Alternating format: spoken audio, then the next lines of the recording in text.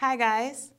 Glad to be back with you for this week's podcast in beautiful 2018. Today, what I want to talk to you about is the power of purpose. Now, I'm going to actually read Matthew chapter 14. Before I start reading in verse 13, I'll just tell you what pretty much is happening in this. Is that Jesus had a cousin, John the Baptist, whom he loved dearly. And John the Baptist had gotten into a place where he had just been beheaded. There was a mother and a daughter, mother very vindictive, and I'm assuming this was a very beautiful girl. She danced for the king. She danced for Herod in such a way that he was so impressed. And you know she had to be out of control with all of that, probably dropping his like his high and all kinds of just foolishness. But she danced such a dance for him that the king told her, you can have anything you want, I will give you. And of course, if you read earlier in that chapter, you'll know that she did ask for the head of John the Baptist, and so that happened. Now, that's tragic on so many levels because, number one, to lose a loved one is a hard thing, especially a loved one who is trying to do the right thing. And, sometimes bad things happen to good people, and sometimes those are the hardest things to really kind of rectify, those emotions that come as a result of that. So that's already tragic enough. But then to find out the reason why this happened was because the king is lusting after some fast girl who is doing some seductive dance. And so because of that and all that, this is why your cousin loses his life. And then in such a horrific way to be beheaded. And then to add insult to injury, obviously the mother is an enemy. It looks like she won. All of these emotions and things, you got to put yourself in these shoes if it was somebody you loved.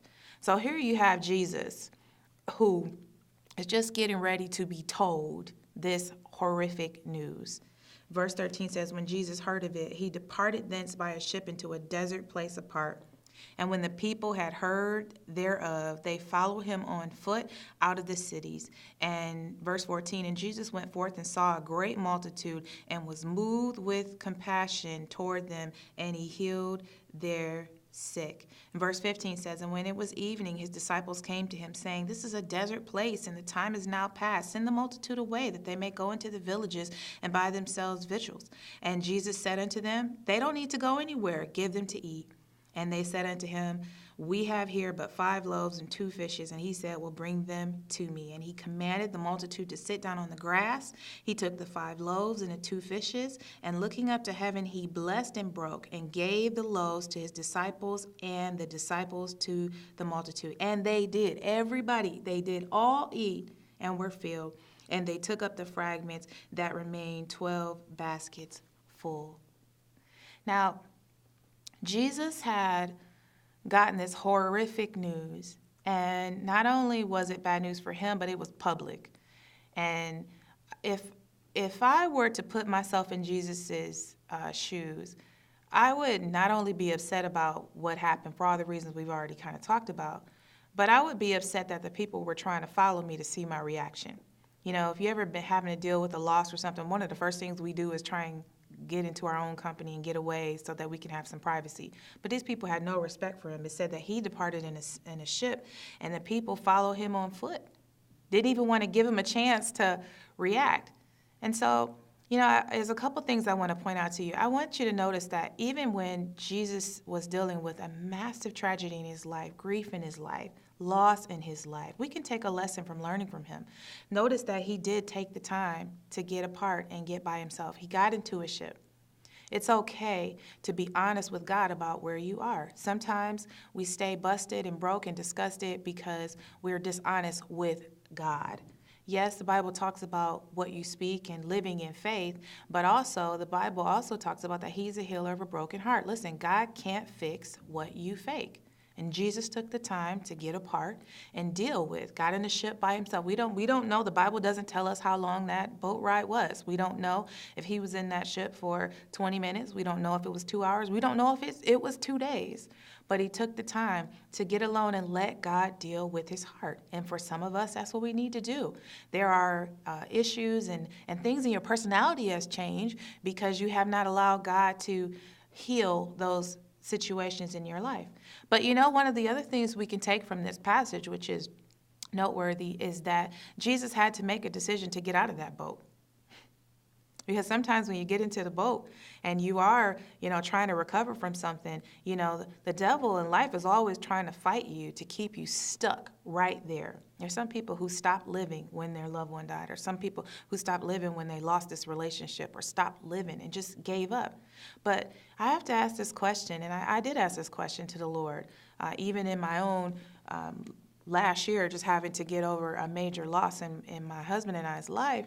Is how do I get out of this boat? How do I get out of getting stuck in this place?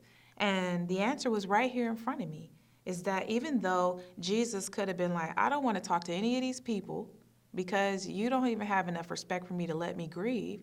No, he got out of the boat. And it says in verse 14, when he got out of the boat, he was moved with compassion for them and he healed their sick. What is it that got Jesus out of the boat?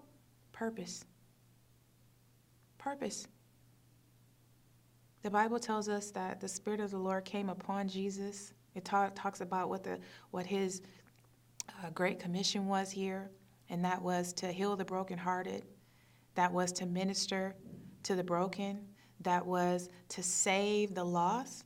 And even though tragedy had happened, even though bad things had happened, he held on to his purpose. And realizing that he had a purpose allowed him to be able to get up and get out of that boat. So he's able to not only get out of the boat, he's able to get right back into what he was called to do. And I want to say to you, what have you left to the side as a result of what you've been through? You need to remember that, listen, God didn't quit on you. The gifts and callings of God are without repentance. But Jesus didn't even stop there. It said that he was moved towards compassion. And this is the other part of it I think is a beautiful thing, is that sometimes when you do go through bad things in life, if you're not careful, when God delivers you and you come back out of that, hey, listen, be like Jesus. Don't be like, some other people who get to the place where they have forgotten what it feels like to be in the boat. There are people around you who are living in lack and living in depression, living in grief, and they may never, darken the doors of a church. They may never get to a position where they're doing all the things that you're doing, but don't lose your compassion.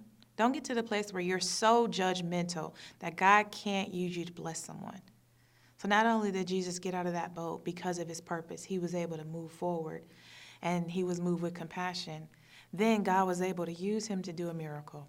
All those people were hungry. Hey, listen, I might have been like the disciples. Okay, Jesus, these people are hungry. Send them home. We done already been here all day. You didn't bless them enough. But no. Because of that compassion and because of that purpose, Jesus was able to take the 5 loaves and 2 fishes and multiply it. God multiplied what was in his hands so that not only was it enough to bless the people around, it was enough to feed Jesus as well, and there was more abundance beside. I want to say that to you. I don't know what you've been through. I don't know what boat maybe you haven't gotten to that place yet, but if you live on planet Earth, you're going to face some challenges. When you learn to stick to your purpose, when you understand that, and you understand that God still has a purpose for you, and you get out of that boat of despair and you function with compassion, God will not only restore you, but he will bless you, and he will help you not only get through it, but he'll make you even stronger, make you more of an influence to more people, and do it in abundance beside. He's a God that can do exceeding abundantly above all that you ask or think. You have a purpose. We need you. It's your time and it's your season. I pray that you enjoyed today's podcast. I want to encourage you to subscribe to this podcast and share it with your friends and family. This year, 2018, we're going to be doing some new things with this podcast. You don't want to miss it. I want to also encourage you to visit michelleferguson.org. We just released my brand new book. It's a great book. It's called Divine Intervention: When God Interrupts Your Plans. You don't want to miss it. It's only $5 if you get the hard copy, but also you can get it for, I believe it's $3.99 if you want to download the ebook. So I want to encourage you to go ahead and check that out as well. Well, as always, I am Michelle Ferguson, helping you to discover, develop, and celebrate who God has created you to be. See you next week.